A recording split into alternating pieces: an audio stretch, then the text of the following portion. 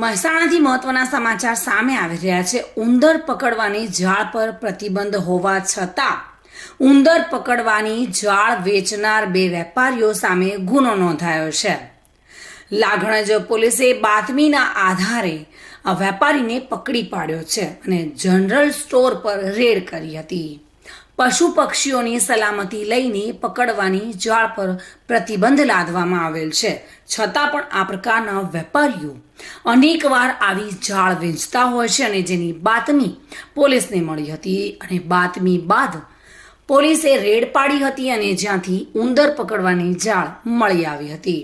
નવા કાયદાને લઈને મહેસાણા જિલ્લામાં પ્રથમ ગુનો BNS કલમ મુજબ નોંધાયો છે, જ્યારે 2 વેપારીઓની ધરપકડ કરવામાં આવી છે અને ઉંદર પકડવાની જાળ પણ કબજે લઈને વધુ તપાસ હાથ ધરી છે।